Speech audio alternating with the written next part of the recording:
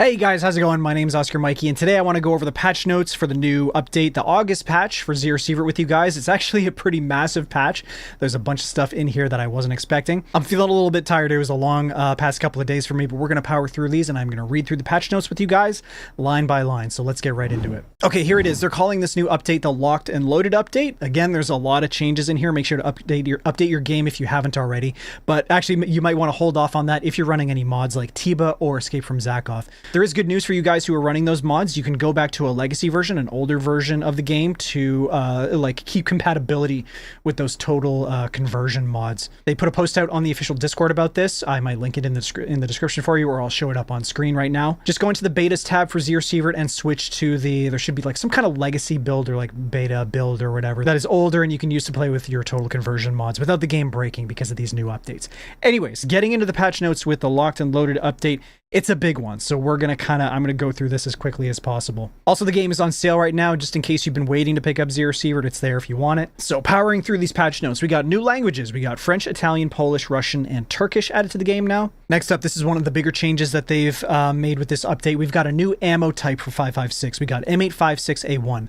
And this is going to be kind of a middle ground in between ⴄ:855 and ⴄ:995. I think ⴄ:855 had something like 28 armor penetration or somewhere around 30, kind of a little bit on the lower side, and ⴄ:995 has like 55 penetration. It's up there. It's for like class 5 and 6, like the end game. There was nothing in betweens, but now we have a nice kind of stopgap in between those two rounds that's good for level 4 and a little bit of like level 5 armor, which is nice. ⴄ:856A1 has 43 penetration, and down here it says we'll be able to loot it.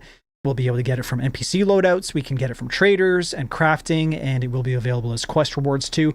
And it has its own little like storage case. You can make like an ammo box for it in the stash if you want.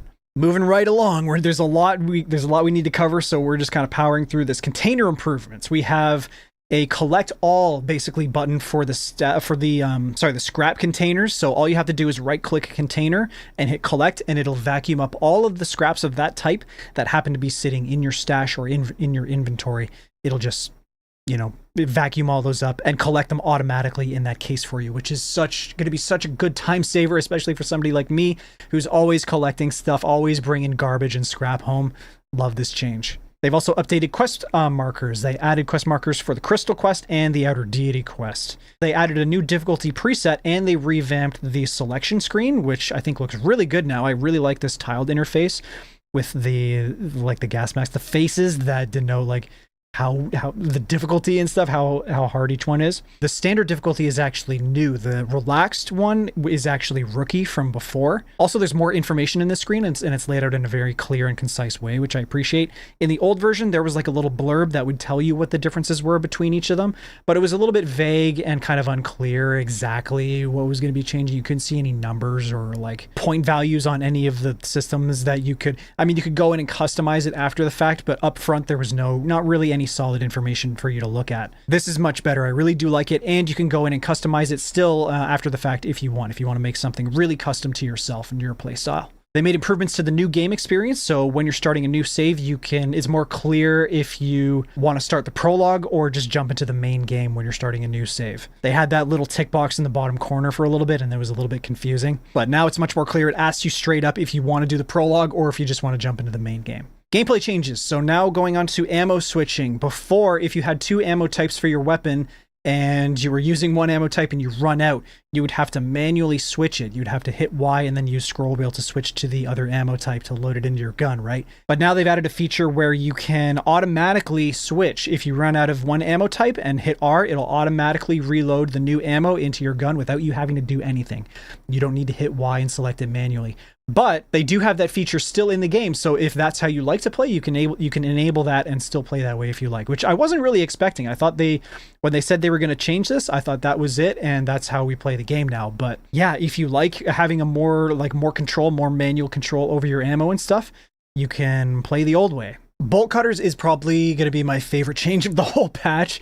They've increased the spawn rate of bolt cutters, so you should be finding more of them out there in the world, and you can find them from Mr. Junk. You can buy them off of Mr. Junk. This is such a an awesome change, because I know I'm not the only one who's struggled to find bolt cutters a lot. Like most of the time, I see comments from a lot of you guys just echoing my concerns about the bolt cutters. You guys are struggling to find them. You have been struggled to find them in the past. But yeah, now it's going to be easier to find them, and you can straight up buy them from Mr. Junk if you want. Love that change. Moving on to grenades and mines. You can stack grenades and mines now, and the mines are smaller. So I think it goes up to grenade stack up to 4 now. Yep, 4 stack of grenades. The mines themselves are smaller now. They're a single cell instead of a 2x2.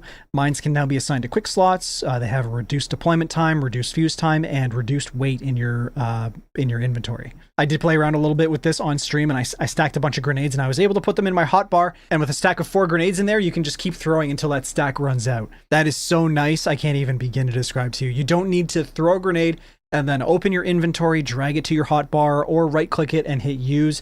You can just bring a whole stack of 4 into your hotbar and just keep throwing until that stack runs out. Traders will also now stock more grenades and mines, making explosives easier to incorporate into your regular loadouts. Yeah, so you can just get more of them from traders, which is nice.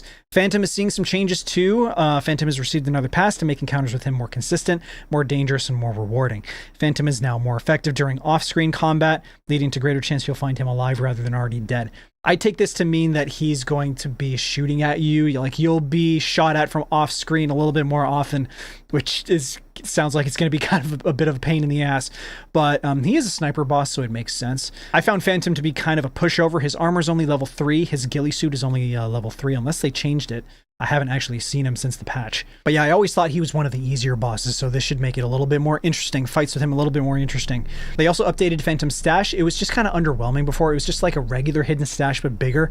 You would find like a lot of junk in there, a lot of useless crap that you might not want to use. But now it has some good stuff. You can find some grenades in there. You can find big repair kits, good ammo. You can find some S&B for 54R. You got some 308 FMJs in there, scopes, attachments, meds, all kinds of good stuff. Moving down to UI and quality of life changes, there's a lot of things they changed. There's especially a lot of bug fixes, so I'm going to kind of rapid fire these. They fixed inventory weight not updating correctly when equipping backpacks through quick move. Weapon modification screen now properly supports taller attachments. That means they changed the size of this window to accommodate bigger attachments. Added an option to automatically close the inventory screen in chests and stashes when taking damage. I really like that, actually. Should make me a little bit more effective in combat when I'm surprised by some wandering hunter or mutant or something. Movement and combat changes. The default sprint behavior is now hold to sprint instead of toggle. Shooting now cancels sprinting instead of sprinting canceling shooting, giving movement and combat a more responsive feel. Added a sprint status icon. These icons will show up on the top, in the top left of your screen near all your other HUD elements like your radiation, your thirst, your hunger, your fatigue, all that stuff. Added weapon and armor wear icons so you can more easily keep track of your equipment condition. Those will show up in the same place as the sprint icon. Numerous improvements to the HUD. Improved cursor behavior, improved gamepad support, interaction prompts, various menus and interface elements.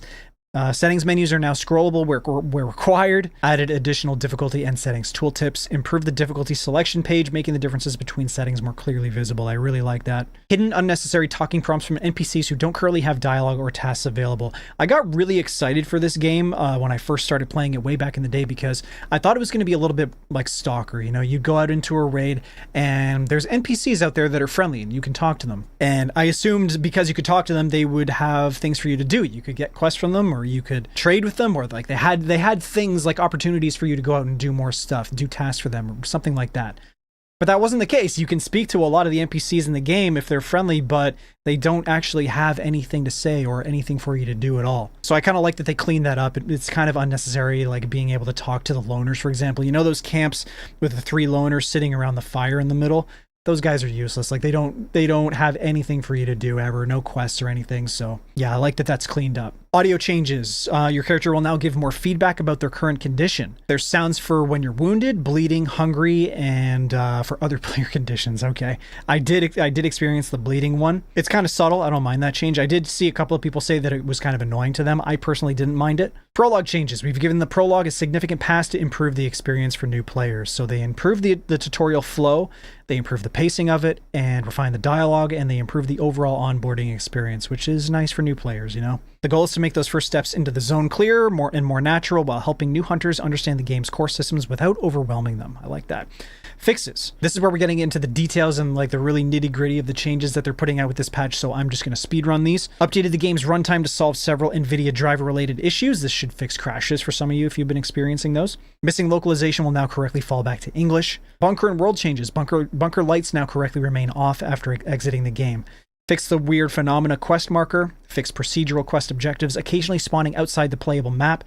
Fix building entrances causing door sprite changes.